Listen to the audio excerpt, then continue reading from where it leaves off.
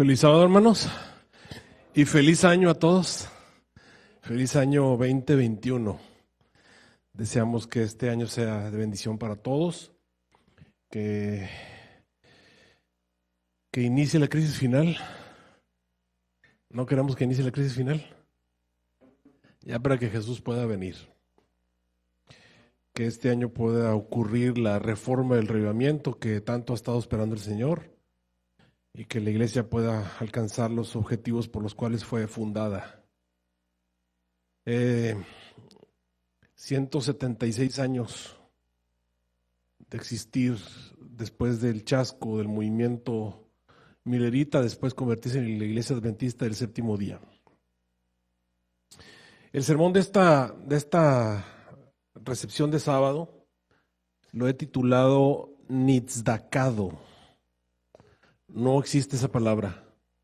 Es una palabra transliterada del hebreo nitzdak, que es la palabra que se utiliza en Daniel 8:14 para decir que el santuario será purificado. La palabra purificado es la palabra nitzdak. Desgraciadamente la palabra purificado no es una exacta traducción de la palabra nitzdak en hebreo. Por lo tanto, yo he hecho un verbo de esa palabra y le he puesto el verbo nitzdakar, que es un invento de un servidor. Entonces lo leeríamos así. Dice: entonces oía un santo que hablaba, y otro de los santos preguntó a aquel que hablaba, es Daniel 8:13. ¿Hasta cuándo durará la visión del continuo? Que la palabra sacrificio también está añadida. ¿Hasta cuándo durará la visión del continuo y la prevaricación asoladora, entregando el santuario y el ejército para ser pisoteados? El santuario y el ejército para ser pisoteados. Y él dijo: hasta 2300 tardes y mañanas, luego el santuario será nitzdakado. Nitzdakado. Inventé un verbo para utilizar la palabra en vez de la palabra purificado, que es una pobre traducción de la palabra nitzdak. He puesto la palabra nitzdakado. ¿Por qué? Porque cuando ustedes se van al original, ahí está básicamente el original: Vayomer, Elah, RB, Boer, Alpayim, Selos, Meón, Hun, Nizdak. Ahí está la palabra en rojo. Este es Nizdak, Hun, Nizdak, que es básicamente un verbo. La palabra Nizdak se ha traducido como purificar, pero no solamente quiere decir purificar. Aquí pueden ver, dice, también quiere decir restaurar, restore. Pregunto, hermanos, ¿purificar y restaurar es lo mismo? Si a ustedes les dicen, eso lo voy a restaurar, ¿qué entienden? Y si les dicen purificar, ¿qué entienden? Y si les dicen, bueno, be cleansed, obviamente. Y si les dicen que va a ser vindicado, si les dicen que va a ser vindicado, y si les dicen que va a ser justificado, y si les dicen que va a ser explicado,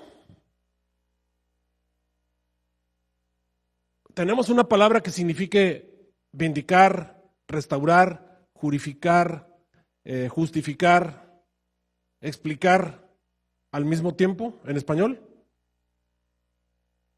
¿Tenemos alguna palabra que signifique todo eso en una sola palabra? Pregunto otra vez, ¿ustedes conocen una palabra que signifique todo eso al mismo tiempo? Y la respuesta es no. Por eso les digo, hey, vamos a inventar un verbo que signifique todo eso. Y lo único que se me ocurre es decir, hasta 2300 tardes y mañanas el santuario será nitzdakado. Y si usted me pregunta qué significa nitzdakado, nitzdakado quiere decir propiamente limpiado, purificado, vindicado, también puede decir restaurado, explicado, justificado. Y todo eso es nitzdakado. Y todo eso es la promesa que el Señor le hizo a Daniel, que al final de los 2300 días iba a ocurrir con el santuario. ¿Ok? No solamente iba a ser purificado, también iba a ser vindicado, también iba a ser propiamente justificado, también iba a ser restaurado. Recuerden que el santuario fue restaurado y básicamente todo esto responde a una serie de cosas que Daniel vio en Daniel capítulo 8. Ahí les van algunas de las cosas que Daniel vio en el capítulo 8 que iban a ocurrir, versículo 9 en adelante, hablando acerca del cuerno pequeño que iba a salir. Dice, y de un niño salió un cuerno pequeño, este cuerno pequeño va a hacer cosas terribles y miren lo que va a hacer, el cual creció mucho al mediodía, al oriente y hacia la tierra deseable. Noten, hacia el mediodía sería hacia el sur, luego se iba al oriente y luego se iba hacia la tierra deseable. Sur, oriente, tierra deseable. Y básicamente todo eso es sobre la tierra. Este cuerno, imagínense un cuerno creciendo primero en esta dirección, luego en esta dirección y luego hacia allá, en esa dirección. Pero luego, de pronto ese cuerno, en vez de seguir así creciendo en la tierra como lo vio, Daniel lo vio creciendo sobre la tierra, de pronto ve que ese cuerno deja de crecer sobre la tierra y se va hacia el cielo. Miren lo que dice. Y se engrandeció hasta el ejército del cielo. Y parte del ejército de las estrellas se echó por tierra. Y ahora empieza ya no a hacer guerra con las cosas de aquí de la tierra, así como una viborita, primero hacia el sur, luego hacia el oriente y luego hacia la tierra deseable. Ya no se queda allí, ahora se va hacia el cielo y empieza una serie de problemas. Y vamos a ver cuáles son los problemas. El primero es que parte del ejército de las estrellas se echó por tierra y las pisoteó, aún contra el príncipe del pacto, de la fortaleza, se engrandece, y de él y por él fue quitado el continuo. La palabra sacrificio está añadida. Y el lugar de su santuario, el santuario, que es una representación del plan de salvación, fue echado por tierra. Eso quiere decir que ya no hay una representación justa, digna, propia del santuario. Recuerden que el santuario iba a ser restaurado, por eso dice, iba a ser restaurado y vindicado y justificado. El santuario fue echado por tierra. Y el ejército, dice, le fue entregado a causa de la prevaricación contra el continuo. Recuerden que la palabra sacrificio está añadida. Y echó por tierra, ¿qué hizo? En verde ahí lo puse. ¿Echó por tierra qué? La verdad. ¿Qué hizo el cuerno? Cuando se fue contra el cielo, ¿qué hizo? Destruyó la verdad. La verdad la eliminó, ya no existe la verdad. A partir del cuerno pequeño, de ese cuerno que ya no es pequeño porque se fue primero sobre la tierra hacia el sur, luego hacia el oriente, luego hacia la tierra deseable y luego se fue contra Dios, y cuando fue contra Dios empezaron las persecuciones, se acabó el santuario y finalmente destruyó la verdad. Después de ese cuerno pequeño ya no hay verdad. Y ustedes me preguntan, pastor, ¿quién tiene la verdad? Esa es una pregunta que todo el mundo hace cuando buscan una iglesia. Pastor, ¿quién tiene la verdad? ¿Quién tiene la verdad? ¿Dónde está la verdad?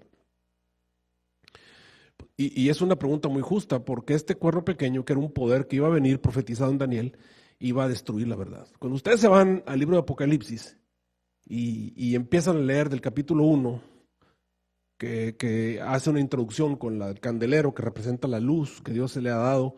Está un candelero por cada iglesia, son 7 iglesias, y ustedes ven las 7 iglesias de Apocalipsis, y ninguna de esas iglesias es, vamos a decir así, la verdadera iglesia de Dios. Solamente la primera, y la primera se corrompe, y después de eso todas las demás iglesias no son verdaderas. Es decir, la iglesia verdadera iba a estar, no iba a tener la verdad había sido echada por tierra. Pero el Señor le prometió a Daniel que la verdad iba a ser restaurada, que iba a ser vindicada, que iba a ser justificada, que iba a volver a existir el santuario juntamente con la verdad. ¿Cuándo? 2300 tardes, mañanas. ¿Y eso cuándo se cumplió, hermanos? Entonces la verdad tiene que volver a existir. La verdad fue eliminada por muchos años, pero iba a volver a resurgir. Ese cuerno iba a destruir la verdad, pero la verdad tenía que volver a existir. Por eso dice ahí, echó por tierra la verdad, hizo cuanto quiso, le sucedió prósperamente, y oía un santo y a otro los santos que hablaban, y uno le pregunta, ¿hasta cuándo va a durar la visión de este continuo? Y la prevaricación asoladora que ha puesto el santuario y el ejército para ser pisoteados. Y él me dijo, 2300 tardes y mañanas y el santuario será nizzacado. Y nizzacado incluye la restauración de la verdad, nizzacado incluye la reconstrucción del santuario, nizzacado incluye volver a establecer el continuo, nizzacado incluye justificar el santuario, nizzacado incluye purificación del santuario, terminación prácticamente de la obra que se tiene que hacer en el santuario. Y todo eso ocurre después de esa profecía, de esa fecha que el Señor colocó, que juró allí presencia de Daniel, 2300 tardes y mañanas, y el santuario será nizdakado. Hoy te voy a hablar solamente, rápidamente, recordando que el santuario es una representación del plan de salvación. Gráfica. Todo lo que ocurría allí era un símbolo, una representación gráfica del plan de salvación. Ritos, ceremonias, lavamientos, todo lo que se hacía en ese santuario representaba algo del plan de salvación. El Cordero representaba a Cristo que habría de venir. Cuando el pecador confesaba sus pecados sobre el Cordero, estaba representando a la persona que se quiere salvar, tiene que confesarse sobre el Cordero de Dios, en este caso aceptar a Cristo Jesús, el plan de salvación. La muerte del Cordero representaba la muerte del Señor Jesús. El tomar la sangre del Cordero y llevarlo al interior del velo representaba cuando una persona ha confesado sus pecados y le ha pedido a Jesús que sea su Salvador. Representa que la persona lleva ese nombre al interior del velo y anota su nombre en el velo, en el libro de la vida. Y cada paso del plan de salvación, aceptar a Jesús, luego bautizarse en el lavacro, luego ir al lugar santo, todos los pasos del plan de salvación están representados a través del santuario, de alguna manera. Incluso la forma en la que el Señor nos perdona, el proceso que se tiene que hacer para poder una persona ser transformada y convertirse en una nueva criatura, todo está ahí representado en el santuario de una u otra manera. En el libro de Daniel se nos presenta, obviamente, profecías del futuro. Recordemos que en Daniel capítulo 2 aparece esa estatua que representaba los reinos que iban a ocurrir. Hasta el último, primero aparecía obviamente la cabeza de oro que representaba a Babilonia, los pechos de plata que representaban a Medo-Persia, el vientre de bronce que representa a Grecia, las piernas de hierro que representan a Roma. Y al final, en la época del tiempo del fin, una mezcla de hierro con barro que representan los reinos débiles y los reinos fuertes que iban a existir hasta que viniera la piedra no cortada con mano, que le iba a pegar a la base, iba a establecer un reino que nunca jamás iba a corromper, que representa obviamente el reino que el Señor Jesús va a establecer en la tierra. Después, la profecía se fue haciendo más compleja, se fue dando más información. Babilonia fue sustituida en el capítulo 7 por un león que tenía 2 alas de águila. Medo-Persia fue sustituida por un oso que tenía un lado más alto que el otro y con 3 costillas enfrente de la boca. Grecia fue sustituida por un leopardo que tenía 4 alas de águila y 4 cabezas, representando obviamente la división que iba a tener el imperio griego en 4. Roma fue sustituida por una bestia espantosa y terrible que tenía dientes de hierro y uñas de metal y que devoraba y desmenuzaba y la tierra hollaba con sus pies. Y los reinos divididos representados por 10 cuernos que salían de esa bestia. Y luego agregó algunas cosas que no tenía el anterior, como ese cuerno pequeño del cual estamos hablando, que tenía ojos y boca y hablaba grandes cosas, que derribaba a 3 de los primeros. Y ese cuerno es el que estamos hablando hoy, que hacía grandes cosas y perseguía al pueblo de Dios. Después ese cuerno se explicó un poquito más porque le fue quitado su señorío y se estableció lo que se llama el juicio. Todavía no se nos hablaba nada, se nos presenta un santuario en el cielo, la purificación del santuario, la terminación de la obra en el juicio, todo eso se presenta en Daniel capítulo 7. Y cuando entramos al capítulo 8, ya Daniel estaba más avanzado de edad, ya Babilonia había caído, así que solamente aparece Medo-Persia, representado por un carnero que tenía un lado más alto que el otro, un cuerno más grande que el otro, así como el oso que tenía un lado más alto que el otro. Luego ese carnero fue vencido, obviamente que representaba a Medo-Persia por el carnero, el macho cabrío que tenía un cuerno maravilloso en medio de los ojos, que representaba obviamente a Alejandro el Grande, vino y lo venció, y después ese cuerno fue quebrado y salieron otros 4 hacia los 4 vientos de este macho cabrío, que representa obviamente a Grecia. En vez de las 4 cabezas tenemos 4 cuernos, y de pronto de uno de los vientos sale ese cuerno del cual les hablé, que primero creció sobre la tierra y luego se fue contra el cielo. Y ese cuerno fue el que hizo todas las cosas de Daniel capítulo 8 que leímos hace un momento, que echó por tierra la verdad, que echó por tierra el santuario, que pisoteó el santuario, que pisoteó la verdad, que persiguió al pueblo de los santos y que hizo todo lo que acabamos de leer. Todo eso lo representa. Y luego se nos presenta, por supuesto, los 2300 días de tarde y mañana y otra vez la escena del santuario, hablando de la restauración del santuario, y utilizan la palabra nizdak, que no tiene una traducción confiable en el español, así que yo le he propuesto que, digamos, 2300 tardes mañana y el santuario será nizdakado. Y de acuerdo a la profecía de los 2300 días, los adventistas hemos entendido que esa profecía se cumple justamente el 22 de octubre de 1844. A partir de allí tenemos lo nisdacado. Y cierta de las cosas que tienen que ser restauradas, de acuerdo a lo que acabamos de entender, es la restauración de la verdad. Como les acabo de decir, la verdad fue destruida. Este cuerno que creció hacia el sur, hacia el este y hacia la tierra deseable, representaba primero a Roma.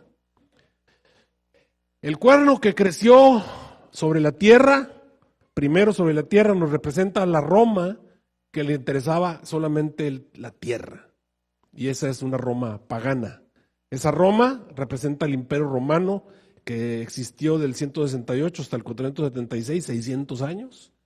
Pero de pronto esa Roma ya no le interesaba crecer hacia el sur y luego hacia el oriente y luego hacia la tierra deseable, no le interesaba eso. Ahora esta Roma cambia de dirección y se va contra Dios, se va contra el cielo.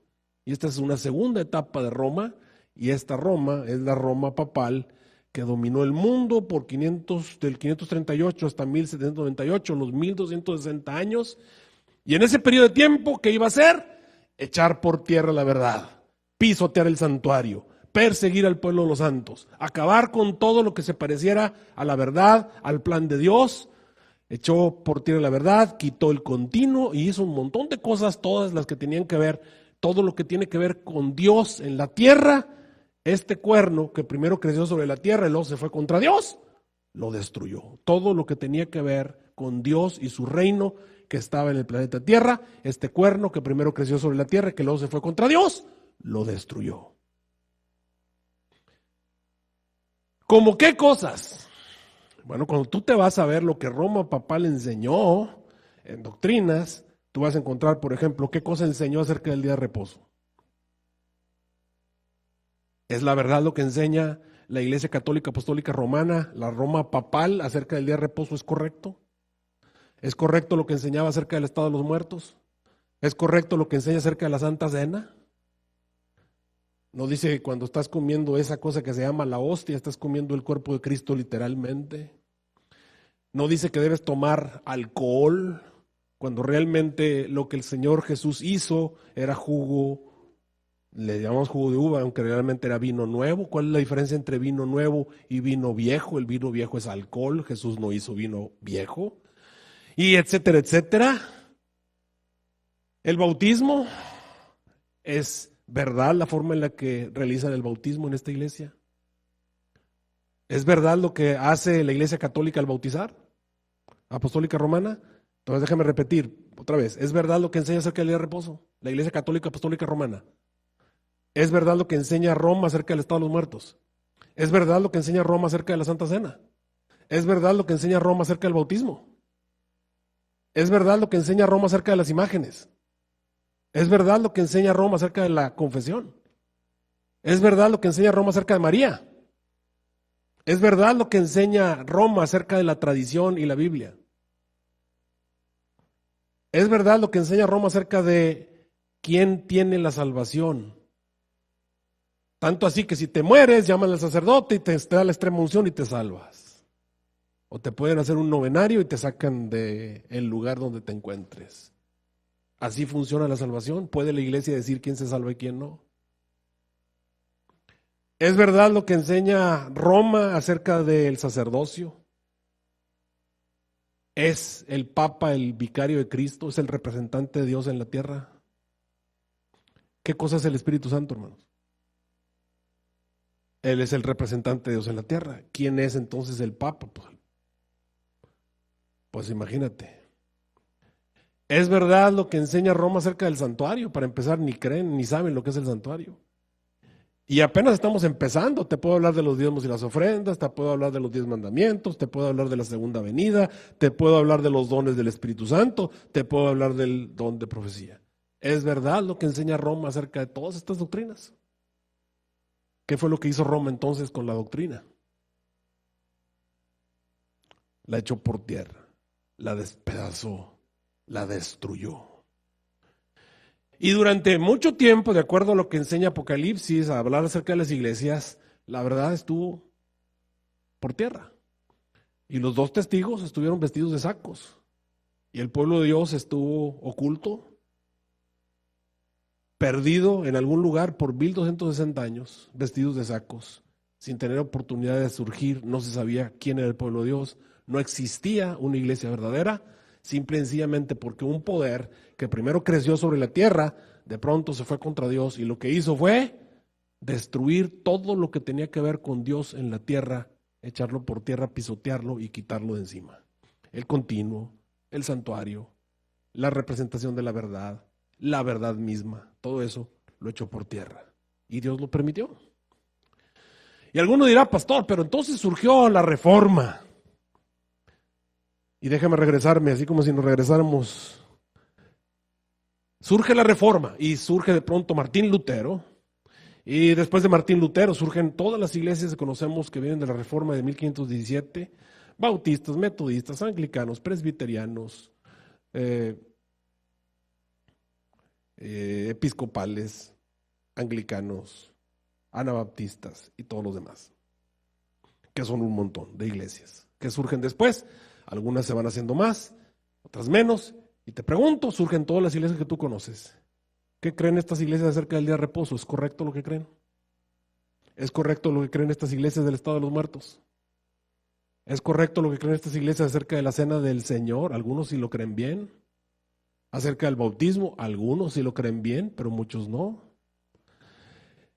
Lo que creen de las imágenes, algunos lo creen muy bien. La confesión, algunos lo creen bien, otros no. María, la gran mayoría lo entiende bien. Biblia versus tradición, la mayoría lo entiende bien. La salvación, la mayoría lo entiende bien. El sacerdocio, ahí empiezan a tropezar. El santuario, nadie lo entiende. Los diezmos y las ofrendas, están ahí algunos perdidos. Los mandamientos, están todos extraviados. La segunda venida lo entienden de la patada. Los dones del Espíritu Santo, pregúntale a los testigos, pregúntale, perdón, a los pentecostales, ¿cómo entienden los dones del Espíritu Santo? Y se ponen a hablar todas las cosas que hablan regularmente. El don de profecía, ¿lo entienden bien? Y tú vas a decir, pastor, pues es que te voy a decir en términos mexicanos, es un despapalle. ¿Qué pasó con la verdad? ¿Qué pasó con la verdad? ¿Dónde está la verdad? ¿Quién tiene la verdad? Es que pastor, no importa. No importa la verdad, pero Jesús dijo, conoceréis la verdad y la verdad, ¿qué cosa? Serán libres. Bueno, es que la verdad es Jesús, correcto. Sí, Jesús es la verdad. Pero el Señor le dijo a Daniel que la verdad iba a ser restaurada, que el continuo iba a ser restaurado, que el santuario iba a ser restaurado. No solamente restaurado, iba a ser vindicado, iba a ser justificado, iba a ser explicado, iba a ser nitzedakado. Entonces, ¿qué hacemos con todas estas iglesias? ¿Restauraron la verdad? ¿Restauraron el santuario? ¿Explicaron todo lo que tienen que hacer? Y la respuesta es no. Por eso el Señor levantó en 1844, al final de los, ¿qué? 2300 días de tarde y mañana, de acuerdo a la profecía de Daniel 8:14 que leímos hace un momento, levantó a un movimiento de entendidos. Cuando ustedes se van a Daniel capítulo 12, el Señor le promete a Daniel, mira Daniel, tu libro está cerrado y sellado hasta el tiempo del fin, van a pasar muchos, ningún impío va a entender, ningún impío, aunque sean cristianos, si no son justos, si no son hijos de Dios, si no son verdaderos hijos de Dios, no van a entender, solamente van a entender los entendidos. ¿Lo quieren ver con sus ojos? Váyanse a Daniel capítulo 12.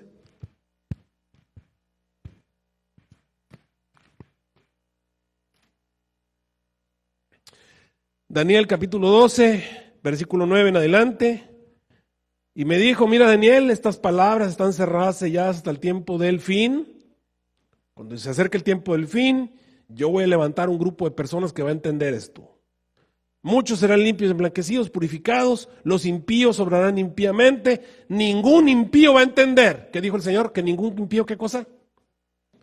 Que no van a entender, o sea, no van a entender, los impíos no van a entender, los únicos que van a entender son ¿quiénes? Los entendidos.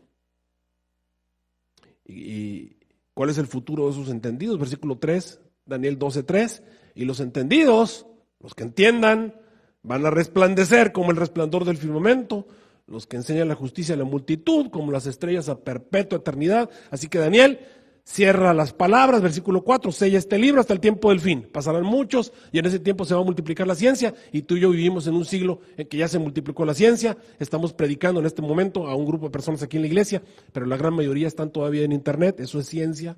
En esa época de la ciencia, el Señor iba a levantar un movimiento, un grupo de entendidos que iban a entender el librito cerrado que se llama Daniel. ¿Cómo surgió el movimiento milerita? ¿Entendiendo qué libro? El libro de Daniel. El movimiento milerita es ese grupo de entendidos. ¿Y cuál es su misión? Nizdacar, el santuario. Y una de esas misiones es restaurar. ¿Qué cosa? La verdad. Restaurar la verdad. ¿Y cómo se restaura la verdad? ¿Cómo se restaura la verdad?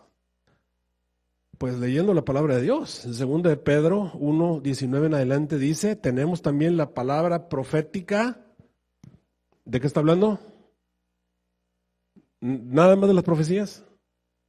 No, está hablando de este libro. Este libro fue escrito por profetas. Ezequiel, Daniel, Oseas, Joel, Amós, Abdías, Jonás, Miqueas, Nahum, Habacuc, Sofonías, Ageo, Zacarías, Malaquías, Pablo, Juan y todos los demás. ¿Qué cosas son en realidad? Profetas. Hablaron siendo inspirados por Dios. Tuvieron visiones y sueños, revelaciones de parte de Dios. Son profetas. Incluso el mismo Pablo dijo que tuvo visiones, que fue arrebatado hasta el tercer cielo, donde vio y oyó cosas maravillosas. Juan tuvo una visión en la isla de Patmos y todos los apóstoles tuvieron revelaciones. A Pedro le hablaba el Espíritu Santo, hasta lo despertaba, ¿no? A la hora en la que estaba haciéndose una siesta. Y todo ese tipo de cosas que tú puedes ver nos revelan que esta es la palabra profética más permanente. Así que leamos 2 de Pedro 1:19. Tenemos también la palabra profética más segura, a la cual hacéis bien en estar, ¿qué dice? Atentos, como una antorcha que alumbra el lugar oscuro hasta que el día esclarezca y el lucero de la mañana salga en vuestros corazones. Así que Satanás usó ese cuerno pequeño que se fue contra Dios, destruyó la verdad, la echó por tierra, y desde entonces ya les mostré, todas las doctrinas son un despapalle. La verdad está echada por tierra y como está todo oscuro, no se puede ver. ¿Qué tenemos que hacer? Sacar la antorcha para poder ver. Hasta que el día esclarezca y el lucero de la mañana salga en vuestros corazones. Entendiendo primero esto, dice Pedro, que ninguna profecía de la Escritura es de interpretación privada. ¿Qué quiere decir eso? Es que eso se lo tienes que dejar a los escolásticos, se lo tienes que dejar al doctor, se lo tienes que dejar al maestro, se lo tienes que dejar al pastor, se lo tienes que dejar a gente que tiene muchos estudios, porque tú vas a confundir todo. Dice, entendiendo primero esto, que ninguna profecía de la Escritura es de interpretación privada. Hermanos, ¿quién es el que interpreta la Biblia? Y ahí viene el punto. Realmente no es ningún ser humano el que interpreta la Biblia. El que interpreta la Biblia es el mismo autor de la Biblia. ¿Y quién es el autor de este libro? Vamos a ver quién es el autor. Versículo 21. Porque nunca la profecía fue traída por voluntad humana, sino que los santos hombres de Dios hablaron siendo inspirados ¿por quién? Por el Espíritu Santo. ¿Por quién fueron inspirados? Otra vez, ¿por quién fueron inspirados? Entonces, ¿quién es el autor? El Espíritu Santo. ¿Y quién es entonces el intérprete? El Espíritu Santo. El Espíritu Santo. Según Timoteo 3:16, toda escritura es inspirada, ¿qué cosa? Divinamente. Y útil para señalar, para redarguir, para corregir, para instituir en justicia, para que el hombre de Dios sea incluido doctrinalmente, sea perfecto, incluido doctrinalmente. ¿Qué es lo que el Señor quiere que la doctrina llegue a ser como? Perfecta, enteramente instruido para toda buena obra. Y ahora te voy a hacer una pregunta. Queridos hermanos, ¿qué iglesia sobre la tierra ha nacido entendiendo el libro de Daniel cuando vino el cumplimiento de los 2300 días, 1844? ¿Qué movimiento ha nacido y ha realizado una purificación doctrinal? Y la respuesta es solamente la iglesia adventista del séptimo día. Si tú te vas con los mormones, por ejemplo, los mormones tuvieron a José Smith y él les dijo lo que tienen que creer. Y hasta el día de hoy la gente lo cree. Si te vas, por ejemplo, con los testigos de Jehová, tuvieron a Russell y él les dijo lo que tienen que creer. Y hasta el día de hoy lo creen. Y lo defienden como si fuera la gran verdad. Pero el movimiento adventista del séptimo día nació de todas las iglesias cristianas que venían de la Reforma. Y todas y cada una de ellas tenían diferentes creencias acerca de los diezmos y las ofrendas, de los mandamientos, de la segunda venida, de los dones del Espíritu Santo, del don de profecía, del santuario, del sacerdocio, de la salvación, de la Biblia contra la tradición, de María, de la confesión, de las imágenes, del bautismo, de la Santa Cena, del estado de los muertos y del día de reposo. Todos tenían diferentes puntos de vista. Lo único que tenían en común era que habían entendido los famosos 2300 días de tarde y mañana. Y ese grupo de personas, el Señor les da a una mujer llamada Elena G. de White, no para decirles lo que tienen que creer, sino para decirles que se pongan de acuerdo doctrinalmente, usando la palabra profética más permanente. No lo hubieran entendido si Dios no va y le dice a alguien. Amós 3:7, no hará nada el Señor Jehová sin que revele lo secreto ¿a quién? A sus siervos profetas. El Señor no necesita un profeta para decirnos, por ejemplo, que casarse un incrédulo con alguien creyente es malo. No necesitamos eso ya lo dice la Biblia. No necesitamos que venga un profeta para decirnos, por ejemplo, que necesitamos al Espíritu Santo. No necesitamos a un profeta para que venga a decirnos lo que la Biblia ya dice. Necesitamos un profeta cuando no sabemos qué hacer y no viene nada en la Biblia para decirnos lo que tenemos que hacer. No hará nada el Señor Jehová sin que revele, ¿qué cosa? Lo secreto, lo que no sabes, para eso te manda un profeta. ¿Y sabes qué? Esta mujer no vino, o no fue enviada, porque acuérdense que Elena G. de White no fue la primera, ni siquiera fue la segunda, fue la tercera opción. Las primeras dos opciones dijeron que no. Finalmente ella aceptó, ¿y qué fue lo que ella hizo? Lo que ella hizo fue simple y sencillamente revelarle lo secreto a ese grupo de personas que habían entendido a Daniel, que formaban parte de diferentes denominaciones cristianas y que tenían creencias tan variadas, hermanos, como, ¿qué te diré? Como mariposas ahí en la tierra. Teníamos un tutti frutti de doctrinas increíble. Y es bien curioso que te encuentras gente que te dice, pastor, es que los primeros adventistas creían. Pues sí, y creían, pues creían de todo. Es que los primeros adventistas decían esto, y te citan algunos de los primeros adventistas, pues todo claro, especialmente los que venían de Conexión Cristiana, pues no creían en la Trinidad, obviamente, pues eran de Conexión Cristiana, eran unitarios. Y Uriah Smith era arriano y ni siquiera estaban de acuerdo, eran diferentes tipos de arrianismo, unos eran semiarrianos y el otro era arriano. Y te vas a encontrar gente que creía que cuando te mueres te conviertes en Gasparín, ¿verdad? Estado de los muertos, bien mal. Había otros, incluida la hermana White, que creía que para bautizarte podías ser un bebé, que te echaban agüita en la cabeza. Y había otros que decían, no, hay que bautizarnos por inmersión. Uno estaba correcto, estaba incorrecto. Y cuando analizas todas las doctrinas que estaban en esos primeros pioneros adventistas del séptimo día, o primeros adventistas que todavía no se llamaban del séptimo día, vas a encontrar todas las doctrinas, un tutti frutti de doctrinas. Pero entonces reciben el don de profecía que les dice, pónganse de acuerdo. ¿Y qué es lo que tuvieron que hacer? Miren lo que dice el Espíritu de Profecía aquí. Estudiábamos y ¿qué hacían? Orábamos con fervor. ¿Qué hacían? Estudiaban y oraban con fervor.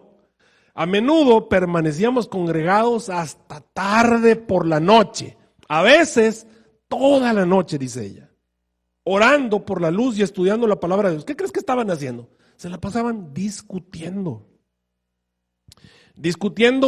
doctrinas bíblicas, discutiendo puntos de vista, porque está bien difícil, porque somos bien egoístas y porque somos muy orgullosos y porque tenemos demasiadas cosas en nuestro trasfondo que no queremos deshacernos de algunas de las cosas que amamos o que creemos o que nos gustan. ¿Cómo va a ser que mi abuelito y mi bisabuelito están equivocados? ¿Cómo va a ser que mi tío, mi tía, mis amigos y la gente están equivocados y son tan buenos? Pero el hecho de que seas bueno no quiere decir que estás en lo correcto. Y ahí estaban dos buenas personas que habían entendido a Daniel, discutiendo, porque uno decía que cuando te bautizas puedes ser un bebé que te echen agüita en la cabeza. Y estaba otro que decía, no, lo que tienes que hacer para poder bautizarse primero es creer. ¿Cómo puede un bebé creer? Y ahí están discutiendo. ¿Y quién tenía razón? Por supuesto que tenía razón el que dice que para bautizarte lo que necesitas es creer. Tener suficiente edad para creer. ¿Y cómo bautizarse? ¿Echándote agüita en la cabeza o metiéndote al agua? ¿Quién tenía razón? El que enseñaba que te tenían que sumergir en el agua. Y de pronto se encontraban ahí, estaban discutiendo, un grupo que decía que cuando te mueres se te sale un ser de aquí y anda ahí como fantasma, y si fue bueno se va al cielo y si fue malo se va al infierno. Y había otro que decía, no, los muertos nada saben, se quedan dormidos. ¿Quién tenía razón y quién estaba equivocado? Por supuesto que estaba equivocado el que creía que te conviertes en una especie de fantasma, te vas al cielo o al infierno. Tenía razón el que creía que cuando te mueres te quedas dormido en espera del día de la resurrección. Y así nos vamos con cada una de las doctrinas, y hoy en día tú y yo las vemos muy facilitas porque ya nos las dan, decimos así latinamente, peladitas y en la boca. Pero todas estas doctrinas, hermanos, fueron resultado de esto que estamos leyendo.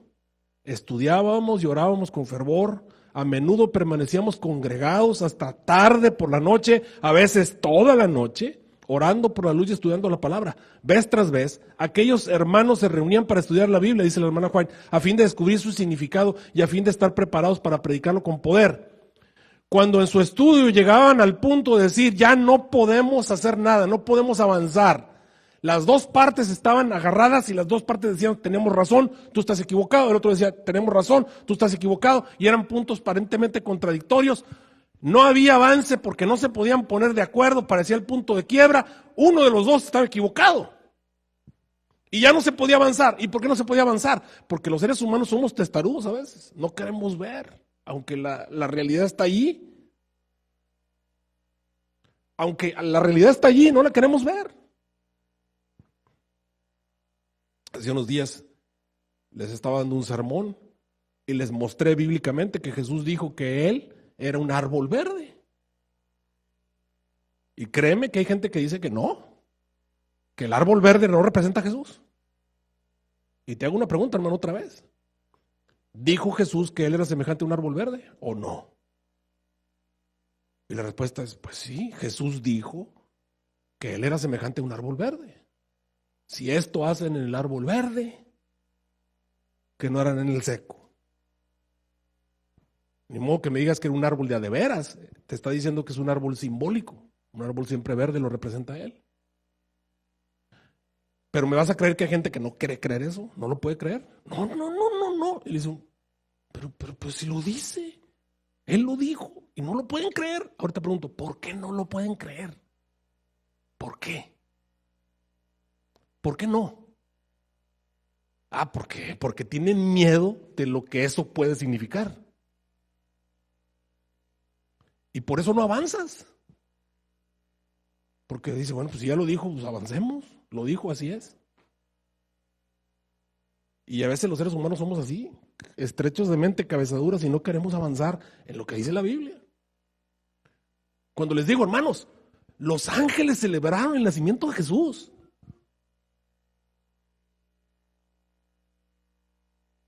Y les pregunto a los que están aquí sentados, hermanos, ¿dice la Biblia que los ángeles celebraron el nacimiento de Jesús? ¿Sí o no? Y me vas a creer que va a decir un montón de gente, no, no. Y yo no lo puedo creer. ¿De veras dices que no? Pues ahí está. Y no lo pueden ver. ¿Y por qué no lo pueden ver? ¿Por qué no lo pueden ver? Y la respuesta es porque tienen miedo de lo que eso significa. Y no lo quieren ver. Y dice la Biblia que no dice la Biblia, dice el dicho latino que no hay peor ciego que el que no quiere ver. Y a fuerza, dice el otro dicho, ni los zapatos entran. Y aunque la Biblia lo dice bien claro y cualquier persona que no tiene vías y que no tiene ningún partido lo ve, dice, pues va a decir, pues sí, ahí lo dice. Pero cuando tú no quieres, no lo ves. Y por eso llegaban y chocaban y no podían avanzar. Y mira lo que dice la hermana White, ya nada más podíamos hacer, dice ella. Y a esas alturas llegaban. ¿Qué estaban haciendo? Estaban purificando la doctrina. Estaban sacando lo que era correcto y desechando lo que era incorrecto. ¿Basados en un qué? En un así dice Jehová, en un escrito está. Nada podíamos hacer, y dice la hermana White, el Espíritu del Señor descendía sobre mí, era arrebatada en visión, y se me daba una clara explicación de los pasajes que habíamos estado estudiando, y también instrucciones acerca de cómo habíamos de trabajar y enseñar eficazmente. Así se nos daba luz, que nos ayudaba a comprender las escrituras referentes a Cristo, su misión, su sacerdocio. Se me señaló con claridad una cadena de verdad que se extendía desde entonces, 1844, ¿hasta cuándo se extiende esa cadena de verdad? Hasta el tiempo en el que estaremos, ¿en dónde? En la ciudad de Dios. Hermano, ¿ya estamos en la ciudad de Dios? Pregunto, ¿ya estamos en la ciudad de Dios? Eso quiere decir que esto que estás viendo en azul todavía está en proceso. Por eso les digo que la iglesia, el movimiento adventista no es una iglesia en realidad, es un movimiento. Todavía no tenemos todas las joyas de la cadena de verdad, todavía no tenemos todos los eslabones. Ella lo dijo bien claramente, veía una cadena de verdades que se extendían desde 1844, tenemos 176 años y hemos ido colocando eslabón tras eslabón y tras eslabón. ¿Hasta cuándo se va a poner el último eslabón? Hasta que entremos en la ciudad de Dios. ¿Sabes por qué? Porque una de las características de los 144,000 es que en sus bocas no hay engaño. La verdad tiene que ser restaurada. Y yo, dice, transmitía otras instrucciones del Señor que me había dado. Durante todo ese tiempo, mira lo que dice la hermana White, durante todo ese tiempo, porque alguno va a decir, pastor, ¿eso quiere decir que la hermana White influyó en lo que creemos? Mira lo que ella dice, durante todo ese tiempo yo no podía entender el razonamiento de mis hermanos.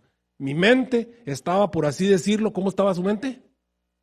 Trabada. Dios intervenía para que no fuera ella la que tomara decisiones. Por eso es que algunas personas dicen, pero ¿por qué la hermana White nunca dijo Trinidad en sus escritos? No dijo Trinidad, pero sí dijo 3 personas, dijo 3 poderes del cielo, dijo que Jesús no era derivada su vida, ni heredada de nadie más, etcétera, etcétera. Así que dice, mi mente estaba, por así decirlo, trabada. No podía comprender las escrituras que estábamos estudiando. Esto constituía uno de los mayores pesares de mi vida. Pero Dios la tenía así intervenida. ¿Sabes para qué? Para que nuestras doctrinas no se basaran en ella, sino que se basaran en ¿qué? En este libro. La palabra profética más permanente. Estuve en esta condición. ¿Hasta cuándo se destrababa su mente? Hasta que todos los puntos principales de nuestra fe, estoy poniéndolo en azul, se aclararon para nuestra mente en armonía ¿con qué? Con la palabra de Dios. ¿Hasta cuándo a la hermana White se le destrababa la mente? Hasta que quedaba establecida la doctrina basada en ¿qué? En la palabra de Dios. Por eso es que cuando tú te vas a estudiar las doctrinas de la iglesia adventista, vas a encontrar que 0, eso quiere decir ninguna de las doctrinas que tenemos como adventistas, que en este momento son 28 eslabones de la cadena, está basada en algo que dijo el Elena G. de White. Así que cuando alguien te dice, es que ustedes creen en lo que la hermana Juárez dijo, también equivocados. Nuestras 28 creencias fundamentales están basadas totalmente en la Biblia. No, nada en el Espíritu de Profecía. Nada. Dice, estuve en esa condición hasta que todos los puntos principales de nuestra fe se aclararon para nuestra mente en armonía con la palabra de Dios. Los hermanos sabían que cuando yo no estaba en visión, no podía comprender estos asuntos y aceptaban las revelaciones dadas como luz que provenía directamente del cielo. Ahora, esta visión que tuvo el N.G. White acerca de la plataforma doctrinal me da esperanza. Dice, vi que una compañía se mantenía de pie, bien guardada y firme, negando su apoyo a aquellos que querían trastornar la fe establecida del cuerpo. ¿Qué quiere decir? Ya llegamos a un consenso leyendo la palabra de Dios y la ponen allí. Pero todavía, hasta el día de hoy, hasta el año 2020, y ahora estamos iniciando el 2021, todavía encontramos personas que todavía atacan algunos de nuestros puntos de fe. Algunos abandonan incluso la iglesia atacando puntos de nuestra fe que ya los establecimos. Eso es una ignorancia completa de que ya pasó por un filtro. Es como que ya lo pasamos por el filtro. No, no, otra vez. Pues ¿cuántas veces quiere que lo pasamos por el filtro? No, es que alguien hizo trampa, alguien metió cosas, se pusieron de acuerdo para hacer trampa. Conspiración. Hubo conspiración. Y todavía quieren que quitemos cosas de las que ya llegamos a consenso. Vi que en una compañía se mantenía bien, firme, guardada, negando su apoyo a aquellos que querían trastornar la fe establecida del cuerpo. Dios miraba con aprobación a esa compañía que sigue ahí firme en la plataforma. Me fueron mostrados 3 escalones, los mensajes del primer ángel, del segundo y del tercero. Dijo mi ángel acompañante, ay de aquel que mueva o bloquee clavijas de estos mensajes. En otras palabras, hay de aquel que quiera quitar algo de estas cosas que ya quedaron establecidas. Sigo leyendo. La verdadera comprensión de esos mensajes es de importancia vital. El destino de las almas depende de la manera en que son recibidos. Nuevamente se me hizo recorrer estos mensajes y vi cuán alto precio había obtenido su experiencia el pueblo de Dios. La obtuvo por mucho padecimiento y severo conflicto. Dios los había conducido, ¿qué dice ella? Paso a paso, hasta ponerlos sobre una plataforma sólida e inconmovible. Vi a ciertas personas acercarse a la plataforma y examinar su fundamento. Queridos hermanos, ¿qué es lo que hace a la iglesia adventista el verdadero pueblo de Dios? No lo hace la organización, no lo hacemos los pastores, no lo hacen los miembros. Todo lo que somos como miembros somos muy criticables. La organización es muy criticable. La organización comete errores siempre. Nosotros como miembros de iglesia cometemos errores siempre. Y las cosas que pueden criticar de la iglesia cometemos errores siempre. ¿Sabes qué es lo que es perfecto? Incriticable, inamovible. Es la plataforma doctrinal. Eso es perfecto. Cuando escuches a un disidente que te empieza a decir, es que la organización, es que los adventistas. ¿Pero qué estás criticando? Estás criticando cosas humanas. Vamos a hablar de doctrina. Mientras la doctrina de la iglesia sea perfecta, este es el pueblo de Dios.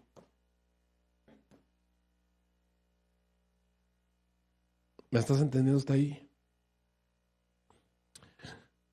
Por eso dice, la verdadera comprensión de estos mensajes es de importancia vital. El destino de las almas depende de la manera en que son recibidos. Nuevamente se me hizo recorrer estos mensajes. La obtuvo por mucho padecimiento, avanzo aquí, y severo conflicto. Dios los había conducido paso a paso hasta ponerlos sobre una plataforma sólida e inconmovible. Vi a ciertas personas acercarse a la plataforma y examinar su fundamento. A lo mejor lo sacaron con la hermana White. ¿En qué basaron todo eso? Está total y completamente basado en el estudio de la palabra de Dios. Algunos subieron inmediatamente a ella con regocijo, pero hay otros que comenzaron a encontrar defectos en el fundamento. Querían que se hiciesen mejoras. Entonces la plataforma, según ellos, sería más perfecta y la gente sería mucho más feliz. Algunos se bajaban de la plataforma para examinarla y declaraban que estaba mal colocada. Pero vi que casi todos permanecían firmes sobre la plataforma y exhortaban a quienes habían bajado de ella a que cesasen sus quejas, porque Dios era el artífice y maestro y ellos estaban combatiendo contra él. Relataba la obra maravillosa hecha por Dios que los había conducido a la plataforma firme.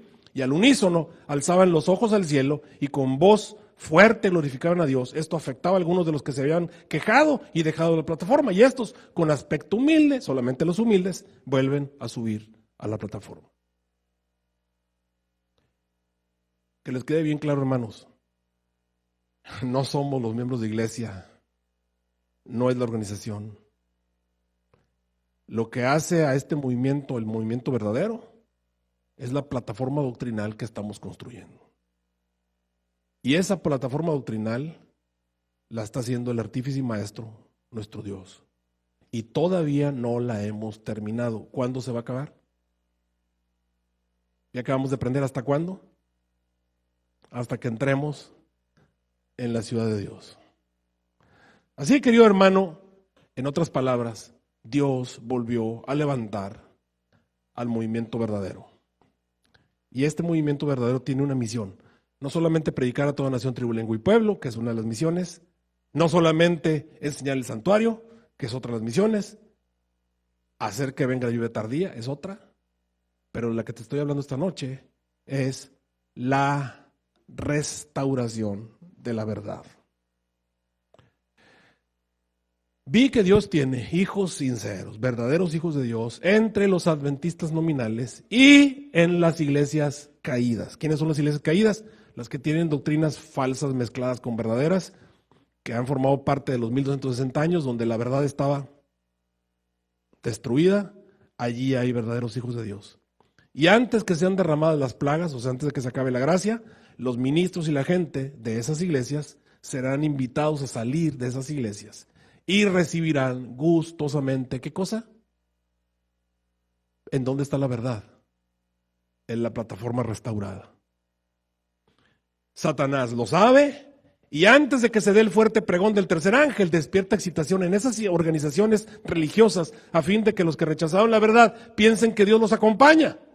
Por eso andan un montón de pastores adventistas yendo a estudiar universidades de estas iglesias caídas, que nunca lo he entendido, porque bueno, no, explíquenmelo ustedes. Satanás espera engañar a los sinceros, a inducirlos a creer que Dios sigue orando en favor de esas iglesias. Pero la luz resplandecerá y todos los que tengan corazón sincero dejarán a esas iglesias caídas y se decidirán por el residuo. Vi que Dios tiene hijos que no reconocen ni guardan el sábado, no han rechazado la luz referente a Él. Y cuando empiece el tiempo de angustia, fuimos henchidos del poder del Espíritu Santo. Es cuando salimos a proclamar más plenamente el sábado, que es una verdad distintiva que va a hacer la diferencia. Recuerden que son dos doctrinas que van a hacer la diferencia en el tiempo del fin. Una es el asunto del sábado, domingo, y la otra es el asunto del estado de los muertos. Cuando salimos a proclamar más plenamente el sábado, esto enfurece a las otras iglesias y los adventistas nominales no podían refutar la verdad. Entonces todos los escogidos de Dios que estaban allí, comprendiendo claramente que poseíamos ¿qué cosa? ¿Que poseíamos qué cosa? La verdad, salieron y ¿qué? Y sufrieron la persecución con nosotros. Vi hambre, guerra, pestilencia, grandísima confusión en la tierra. Los impíos pensaron que nosotros habíamos cargado los castigos sobre la tierra y se reunieron en consejo para raernos de la tierra, creyendo que así se harían los males. Pero entonces todos los escogidos de Dios salen, se completa el pueblo de Dios, se puede acabar la gracia y Jesús puede venir. Otro año delante de nosotros, queridos hermanos, para terminar de construir la cadena que conforma a este movimiento como el movimiento de Dios. Que el Señor nos ayude. Nos ponemos de pie, vamos a orar.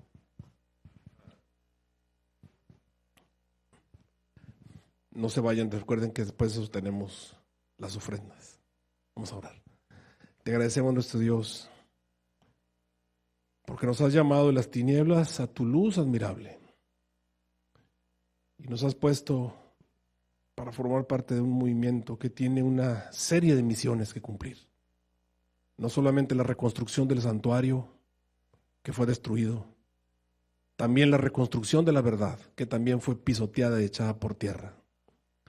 Y no solamente eso, sino también la predicación del evangelio a toda nación, tribu, lengua y pueblo. Y para lograr todo eso, necesitamos ser llenos del poder del Espíritu Santo que no solamente es el que nos va a ayudar a predicar con fuerte poder, sino que también nos ayuda a purificar la doctrina, porque Él es el autor de la doctrina. Así que, Señor, te pedimos perdón si hemos desperdiciado 176 años y todavía no hemos podido cumplir con nuestra parte. Perdónanos. ¿Cuánto tiempo falta? No lo sé. Por eso nos ponemos en tus manos. Obra con poder para que esta iglesia pueda cumplir con el cometido que tú nos diste cuando surgimos. Lo pedimos en el nombre de Cristo Jesús, a quien vamos a ver muy pronto. Amén.